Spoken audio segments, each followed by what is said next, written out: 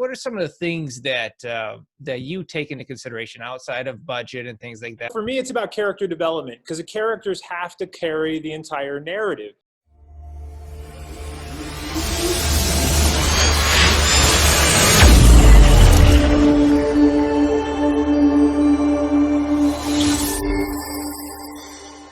For a screenplay that only has maybe one or two locations, or let's just say one location that's kind of the entire apparatus of the story. Sure. It's important for you to have characters that have various layers of drama that you can pull out.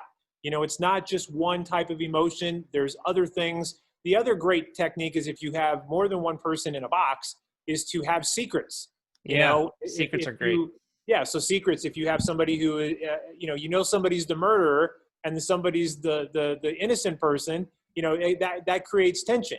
You want to be able to create that tension. So anytime you can juxtapose emotional personalities, or even character traits or motives, that's going to be huge in keeping that dynamic together. Oh, I love it. I love it. It's the interpersonal conflict you have with the characters, and it's the peeling away the layers of the onion to really kind of get to the core of this character, and then setting them up to fail. I always love that. So we think they're going to go another direction, then you pull the twist on them. I know that's something that you've done as well, is working the twist in there. So you're kind of keeping the audience or the reader on their edge. And is that something that you kind of weigh heavily on, or does it develop naturally for you?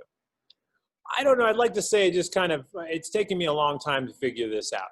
I've had a lot of missed starts. We've had, I haven't always had hits or successes. My last two movies have done very, very well for us.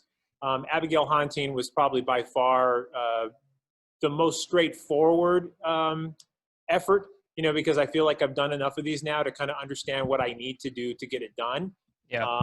But at the end of the day, this is a process. And anytime you're writing something like this, you're going to make mistakes, and it's trial and error.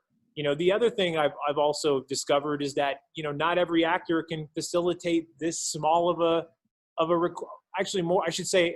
can't facilitate this heavy of a responsibility. Yeah. To be able to carry something like this.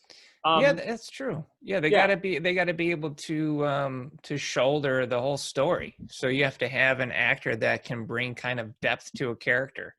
And that's not even something you consider. You can't really rely on the special effects to get through it. They have to be the narrative. Yeah, that's a fantastic point.